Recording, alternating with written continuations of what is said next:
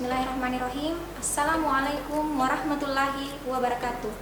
Selamat pagi anak-anakku sekalian. Bagaimana kabar kalian hari ini? Ibu harap anak-anakku sekalian selalu dalam keadaan sehat walafiat dan selalu dalam lindungan Allah Subhanahu wa taala. Amin. Nah, pada pertemuan kali ini, Ibu akan membahas materi tentang sistem pencernaan makanan pada tubuh manusia. Jadi, salah satu ciri makhluk hidup itu adalah memerlukan makanan. Makanan yang kita makan itu nantinya akan diolah, dicerna, dan diedarkan ke seluruh tubuh kita dalam bentuk sari-sari makanan atau biasa juga disebut dengan nutrisi. Nutrisi atau sari-sari makanan ini nantinya akan menjadi sumber tenaga dan sumber energi bagi tubuh kita. Selain itu, manfaat lain dari nutrisi atau sari makanan ini adalah sangat berguna bagi pertumbuhan dan perkembangan tubuh kita. Oke, kita masuk ke tujuan pembelajaran yang pertama, susunan organ pencernaan makanan pada tubuh manusia. Pada tubuh manusia, susunan organ pencernaan terbagi dua. Ada yang disebut saluran pencernaan dan ada yang disebut dengan kelenjar pencernaan. Saluran pencernaan berupa organ-organ yang akan dilewati atau dilalui makanan pada saat proses pencernaan terjadi. Organ-organ ini meliputi mulut, kerongkongan, lambung, usus halus, usus besar, dan anus. Sedangkan kelenjar pencernaan merupakan organ yang akan berperan penting dalam menghasilkan kelenjar pencernaan atau biasa juga disebut dengan enzim. Enzim ini sangat berperan penting dalam proses pencernaan makanan secara kimiawi. Organ ini meliputi hati dan pankreas. Nah, selanjutnya kita masuk ke tujuan pembelajaran yang kedua, proses pencernaan makanan pada tubuh manusia. Dalam tubuh manusia, terjadi dua proses pencernaan makanan, yaitu pencernaan makanan secara mekanik dan pencernaan makanan secara kimiawi. Proses pencernaan makanan secara mekanik merupakan pemecahan molekul makanan yang berukuran besar menjadi ukuran yang lebih kecil dengan bantuan gerakan alat pencernaan.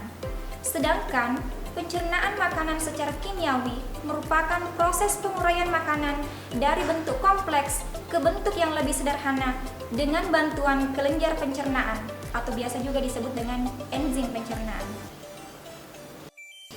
Selanjutnya kita masuk ke tujuan pembelajaran yang ketiga, fungsi organ pencernaan pada tubuh manusia. Kita masuk ke organ yang pertama yaitu mulut. Di dalam mulut terdapat gigi, lidah, dan kelenjar ludah. Ketiganya berperan penting dalam proses pencernaan makanan yang terjadi di mulut. Seperti kita ketahui, gigi manusia itu terbagi atas tiga, ada gigi seri, gigi taring, dan gigi geraham. Gigi seri fungsinya untuk memotong, gigi taring fungsinya untuk mengoyak, dan gigi geraham fungsinya untuk mengunyah makanan. Sedangkan kelenjar parotis atau biasa juga disebut dengan kelenjar ludah ini akan menghasilkan air liur atau enzim yang berperan penting dalam proses pencernaan makanan secara kimiawi di dalam mulut. Selanjutnya ada lidah, fungsinya untuk mencampur makanan yang ada di dalam mulut dan membantu dalam proses penelanan makanan. Berikut animasi yang bisa anak-anakku perhatikan mengenai proses pencernaan makanan yang terjadi di dalam mulut.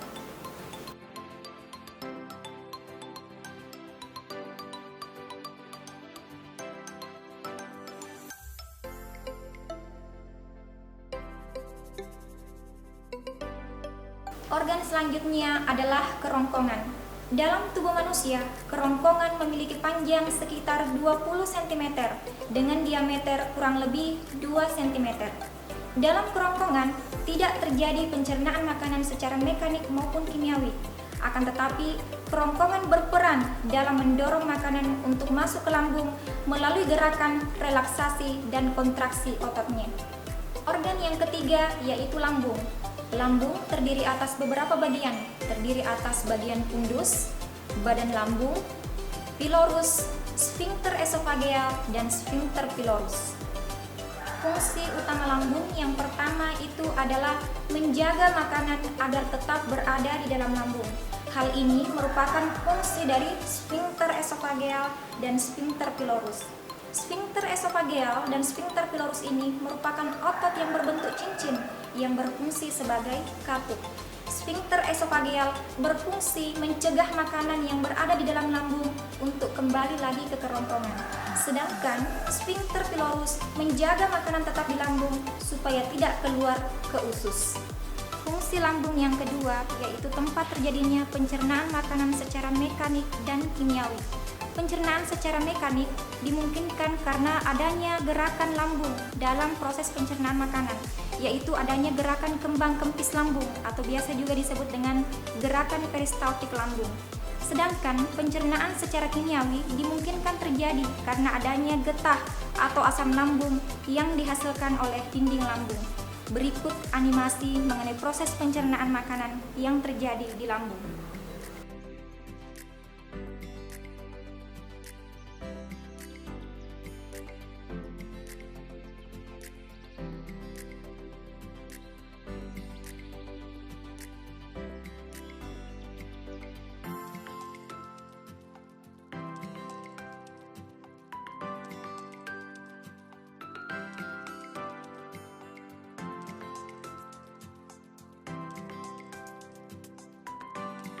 Organ berikutnya adalah hati dan pankreas.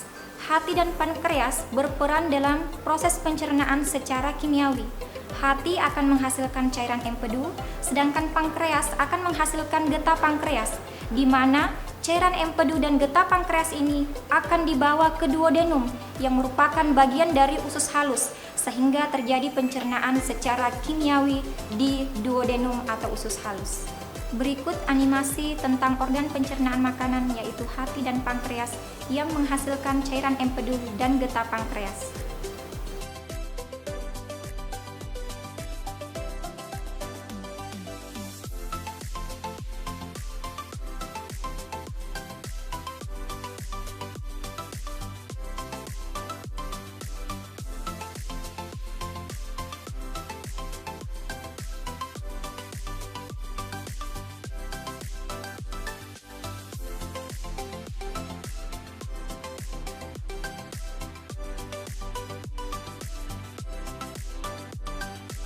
Oke, next, organ berikutnya adalah usus halus. Usus halus terbagi menjadi 3 bagian, yaitu duodenum, ileum, dan yeyunum. Duodenum merupakan bagian usus halus yang berbatasan langsung dengan lambung.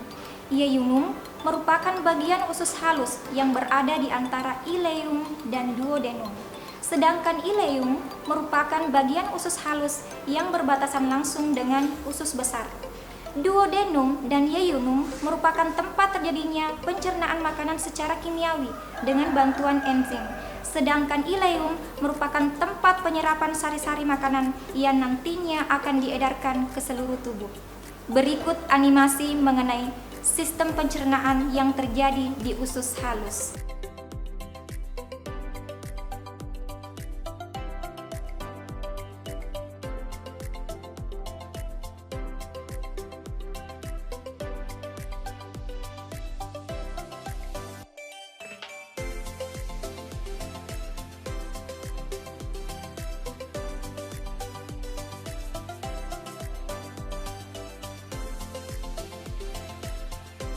Organ terakhir dalam proses pencernaan makanan yaitu usus besar dan anus. Usus besar atau biasa juga disebut dengan kolon terdiri atas 3 bagian, yaitu kolon naik, kolon datar, dan kolon turun. Usus besar nanti ini akan berakhir di rektum. Rektum akan bermuara di anus. Sisa makanan yang berasal dari usus halus akan masuk ke usus besar. Dalam usus besar, sisa-sisa makanan ini akan mengalami proses reabsorpsi air, yaitu sisa makanan yang mengandung air berlebih akan diserap oleh dinding usus besar, begitu pula sebaliknya. Dalam usus besar juga terjadi pembusukan sisa makanan oleh bakteri Escherichia coli, sehingga akan dihasilkan kotoran atau biasa disebut juga dengan tinja atau feses. Feses selanjutnya dikeluarkan melalui anus. Baiklah anak-anak, demikianlah materi mengenai sistem pencernaan pada tubuh manusia. Semoga apa yang Ibu sudah jelaskan dapat dipahami oleh anak-anakku. Silahkan dipelajari baik-baik. Ibu akhiri dengan ucapan Assalamualaikum warahmatullahi wabarakatuh.